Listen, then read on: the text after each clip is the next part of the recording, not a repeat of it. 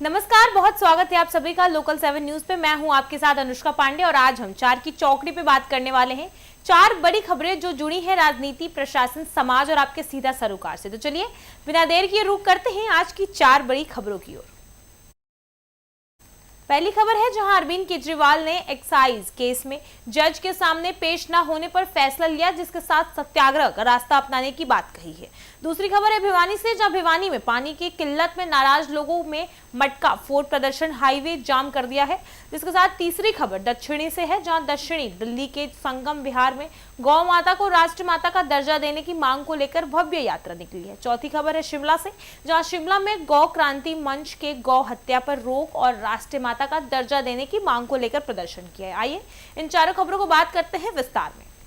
पहली खबर है जहां नई दिल्ली में आम आदमी पार्टी के प्रमुख अरविंद केजरीवाल ने दिल्ली हाईवे कोर्ट की जज को पत्र लिखकर सुनवाई में पेश न होने की बात कही है। उन्होंने कहा कि उन्होंने न्याय मिलने की उम्मीद खत्म कर दी है, जिसके साथ ही अब वो महात्मा गांधी के सत्याग्रह के रास्ते पर चलेंगे। साथ ही केजरीवाल ने सुप्रीम कोर्ट में अपील करने का विकल्प खुला होने की बात कही है। देखिए ये खास रिपोर्ट।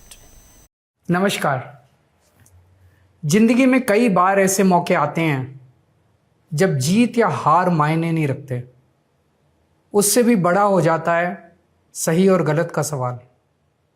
क्या सही है और क्या गलत है? ऐसे समय में हमें ये तय करना होता है कि हम मुश्किल रास्ता चुनेंगे या आसान रास्ता। आज मैं भी एक ऐसे मोड़ पे खड़ा हूँ। आप सब जानते हैं कि मुझे एक झूठे केस में फंसाया गया, मुझे जेल भेज दिया गया, एक चुनी हुई सरकार को गलत तरीके से गिरा दिया गया, हमें कई महीने जेल में रखा, पर आखिरकार सच की जीत हुई।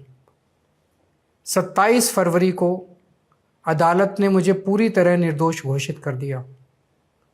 कोर्ट ने कहा केजरीवाल निर्दोष है, केजरीवाल ने कोई भ्रष्टाचार नहीं किया। कोर्ट ने सीबीआई की जांच पे ही सवाल खड़े कर दिए और जांच अधिकारी के खिलाफ एक्शन लेने के आदेश दे दिए। लेकिन सच का रास्ता आसान नहीं होता।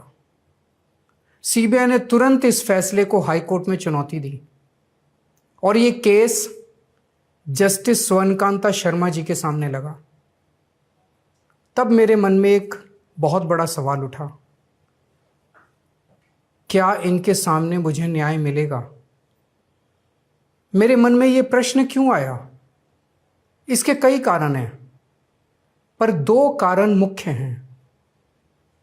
पहला कारण ये कि आरएसएस की जिस विचारधारा वाली सरकार ने झूठे आरोप लगा के मुझे जेल डाला, जज साहिबा ने स्वयं माना है कि उस विचारधारा से जुड़े संगठन अखिल भारतीय अधिवक्ता परिषद के मंचों पे वे कई बार जाती रही हैं।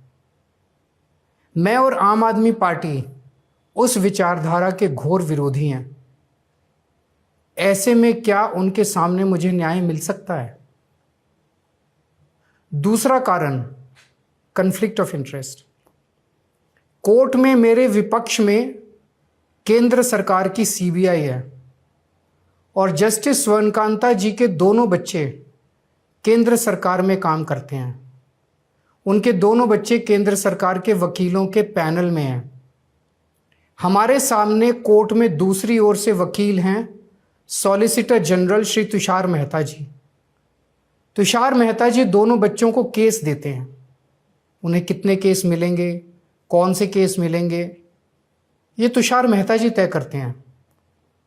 भारत सरकार के पैनल में लगभग 700 के करीब वकील हैं, लेकिन जस्टिस स्वर्णकांता जी के बेटे सबसे ज्यादा केस पाने वाले वकीलों में से एक हैं। उनके बेटे को 2023 से 2025 के बीच लगभग 5,904 केस डॉकेट मिले। इससे उनके बेटे को करोड़ों रुपए की फीस मिली। आज की तारीख में उन बच्चों का भविष्य और कमाई दोनों काफी हद तक तुषार मेहता जी पर निर्भर है।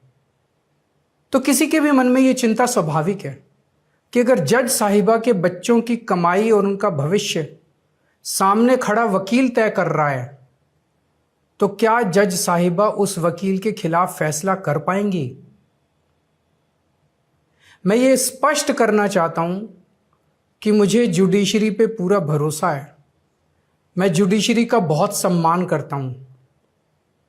जब मेरे खिलाफ गलत साजिश हुई तो हमारे देश की जुडिशरी ने ही मुझे न्याय दिया था। जब मुझे झूठे केस में गिरफ्तार किया गया तो इसी जुडिशरी ने मुझे बेल दी थी। इसी जुडिशरी ने मुझे उसी झूठे केस में दोष मुक्त करार किया है।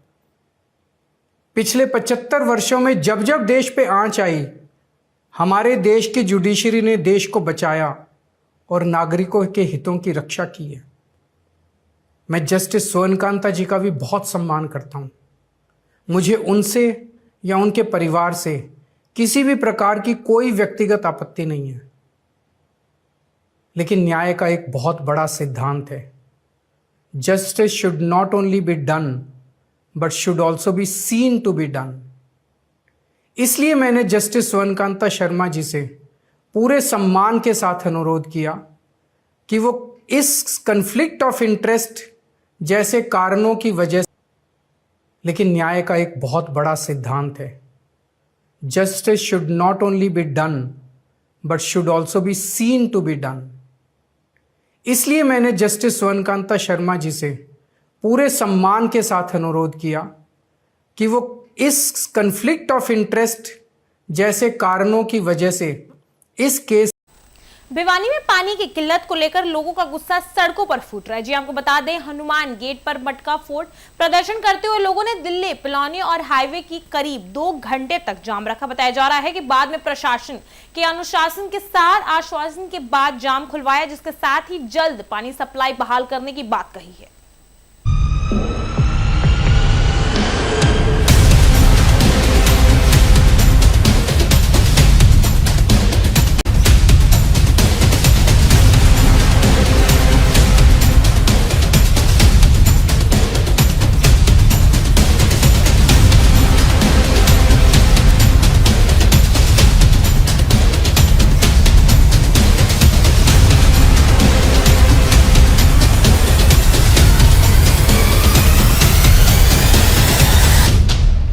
पब्लिक ने परेशान होकर जाम लगाया है। मैं समाधान शिविर सीएम साहब जो समाधान शिविर चालू कर रखे है सोमवार को और वीरवार को, जब इसमें पब्लिक का समाधान ही नहीं होता तो फिर क्या फायदा है। ये अफसर वहाँ पे चाय कॉफी पी के अपना टाइम पास 2-3 घंटे कर आते हैं। इस हनुमान गेट की समस्या का मैंने 5 बार एप्लीकेशन लगा ली, 5 बार आपके माध्यम से भी, मीडिया के माध्यम से भी बार बार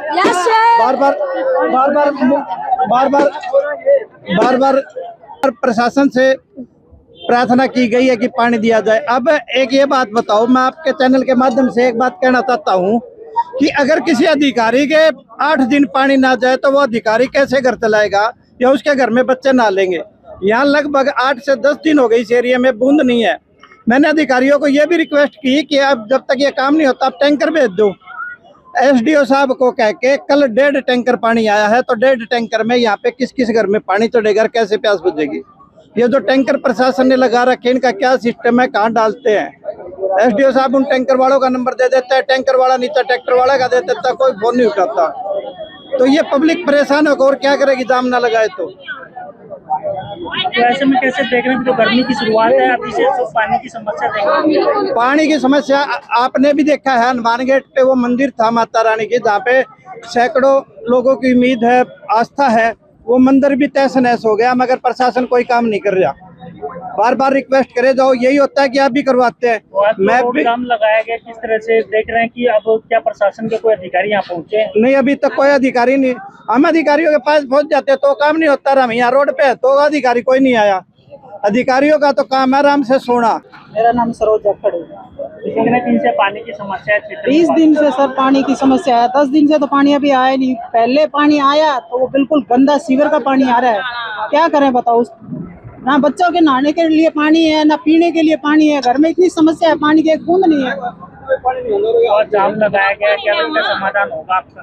देखो, समाधान के लिए ही लगाया जाम हमने, और अधिकारी आते हैं तो उनसे बात करेंगे, लेकिन जब तक घरों में सप्लाई नहीं होगी जाम तो हटेगा नहीं। उसको लेकर के कोई विधायक किसी मंत्री को ज्ञापन दिए गए? सब कुछ दे चुके हैं सर हम, लेकिन अब तक किसी ने कोई सुनवाई नहीं की है।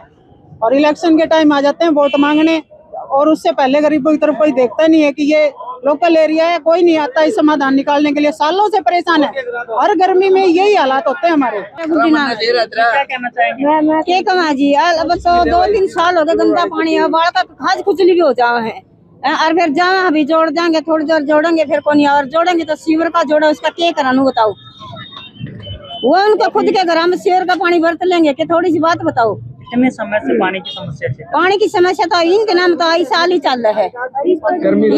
अरे तो 20 दिन हो गए, 1-2 बार जोड़ा है, बिल्कुल गंदा पानी जोड़ा है, उसका क्या करा। ये आप जाम पर लगाया गया लोगों के द्वारा, किस तरह से देख रहे हैं लोग परेशान है पानी को लेकर? देखो जी, ये जाम अनुमानित पे एक लीकेज हो रखी है, जो कि एक मंदिर के नीचे से लाइन गई हुई है, उसको ठीक करने का कार्य चल रहा है अभी। या तो वो मंदिर शिफ्ट कराना पड़ेगा या फिर लाइन डाइवर्ट करने का काम है उसका। तो उनके लिए इनकी कल सप्लाई नहीं चली थी और परसों भी नहीं चली थी। तो ये जो आज जो सप्लाई चलनी थी 10 बजे के आसपास सप्लाई चलनी थी, तो उस टाइम से इनकी लाइट कटी हुई है। वाटर वर्क से ज़्यादा रोड बूस्टर से लाइट कटी हुई है। उस लाइट के लिए भी हमने बोलना था, तो वो बोल रहे थे मेंटेनेंस का कार्य चल रहा है, 1 बजे तक लाइट आ पाएगी। तो 1 बजे ही इनकी सप्लाई चल पाएगी, उससे पहले नहीं चल सकती। बगैर लाइट के हम सप्लाई कैसे चला दें? पर लोगों के आरोप है सर, लगभग 20 दिन से पानी नहीं आ रहा है। वो किस तरह से देख रहे हैं सर, गर्मी के मौसम में 20 दिन तक पानी ना आना? देखिए जी, ये गर्मी के ये सिर्फ एक एरिया जो लाइन 8 इंची जो लाइन है वही एरिया डिस्टर्ब है, उसके अलावा और कोई एरिया डिस्टर्ब नहीं है और रेगुलरली सप्लाई चल रही है। वो भी सिर्फ जो पानी लीकेज का कारण हो रखा है, वो थोड़ा सा फॉल्ट जो है मंदिर के नीचे से है, वहाँ पे 2-4 वाल भी लगी हुई है, उसके कारण थोड़ी सी डिफिकल्टी पैदा हो रही है। अदरवाइज और कोई ज़्यादा बड़ा इशू नहीं है।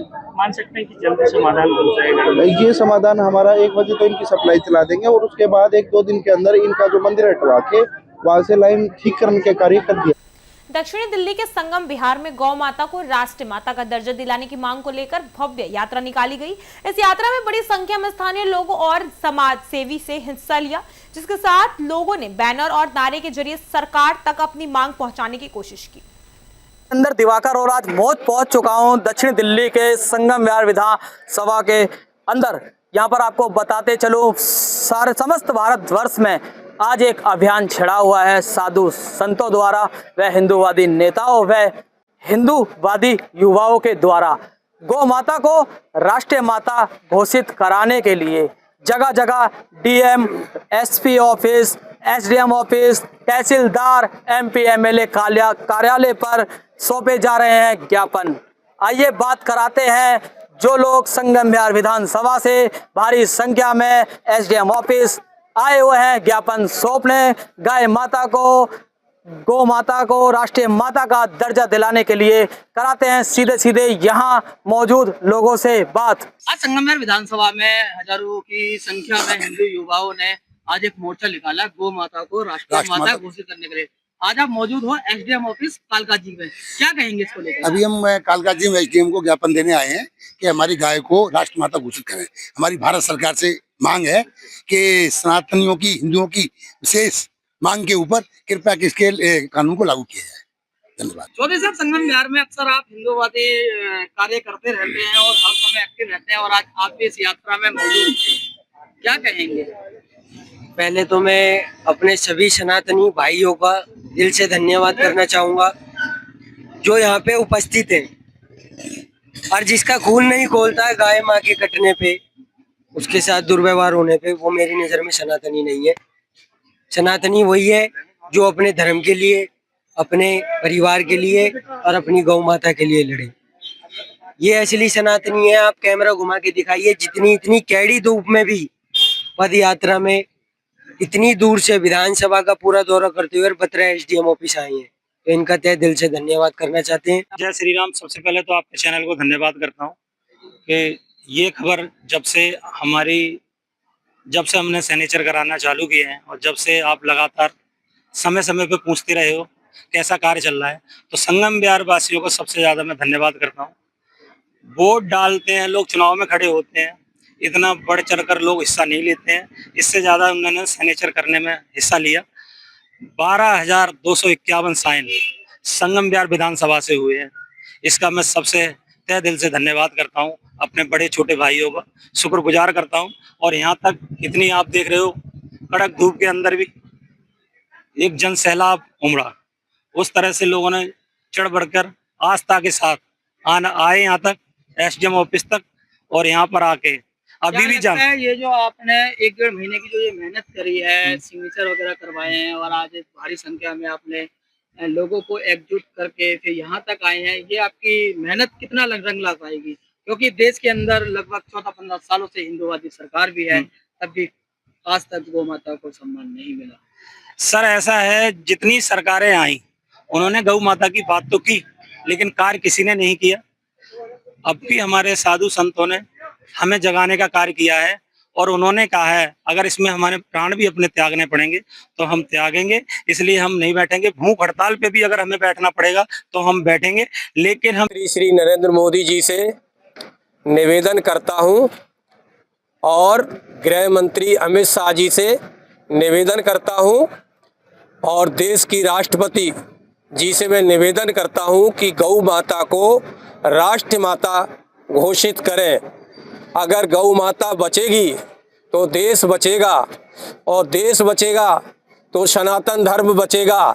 सनातन धर्म को बचाने के लिए गौ माता को राष्ट्र माता घोषित करें। मैं देश के सभी गणमान्य लोगों से निवेदन करता हूं कि गौ माता को राष्ट्र माता घोषित करें। जीतू भाई, और जिस प्रकार से हमारी गौ माता के लिए संगम विहार विधानसभा से जिस तरीके से आज युवा हमारे छोटे भाई धनुष जो 2 महीने से लगातार आज 27 तारीख के लिए गौ सम्मान सेवा अभियान के लिए जिस तरीके से लगा हुआ था, आज सभी लोगों ने जिस तरह से साथ दिया, पहले तो उन सभी का बहुत बहुत धन्यवाद। हम अपनी सरकार से, अपनी दिल्ली की मुख्यमंत्री से, सभी से आह्वान करते हैं, आग्रह करते हैं कि गौ माता जो हमारी माँ है, हटाने के लिए आपने आज इस यात्रा का आह्वान करा और एसडीएम कालका जी के जो दफ्तर है वहां पर आप आए हो। कितनी मेहनत लगी और कितने दिनों से लगे हुए थे? 2 से 2.5 महीने लगे हैं, रात दिन एक कर दिया है। साधु संत का मैं ज्यादा धन्यवाद करता हूँ, उनकी कृपा की वजह से हमें ये जोश जागा है कि गौ माता की हम सेवा करें रात दिन। और अपने सनातन धर्म में आपको पता है, हम पैदा ही, हमारा खून ही गर्म होता है। हम गौ माता की सेवा करने के लिए तो पैदा हुए हैं। जो गौ माता की और भगवान की भक्ति करने के लिए पैदा नहीं हुआ ना, उसका खून पानी है। इसलिए मैं आज के युवा से ये बोलना चाहूंगा कि ज्यादा से ज्यादा हमारी गौ माता खतरे में है, तो आगे आइए, अपनी गौ माता को राष्ट्र माता बनाने का पूरा योगदान दीजिए। और सबसे मेन चीज मैं आपको बताऊंगा, जब हम सिग्नेचर कराने लोगों के पास गए गौ माता के लिए, तो लोग जो तिलक लगाकर जा रहे। शिमला में गौ क्रांति मंच ने गौ हत्या पर प्रतिबंध और गौ माता को राष्ट्र माता घोषित करने की मांग उठाई। जी आपको बता दें, संगठन ने तहसीलदार के माध्यम से राष्ट्रपति को ज्ञापन सौंपा, जिसके साथ प्रदर्शन के दौरान कार्यकर्ताओं ने सरकार से इस मुद्दे पर ठोस कदम उठाने की मांग कही है। देखिए ये खास रिपोर्ट।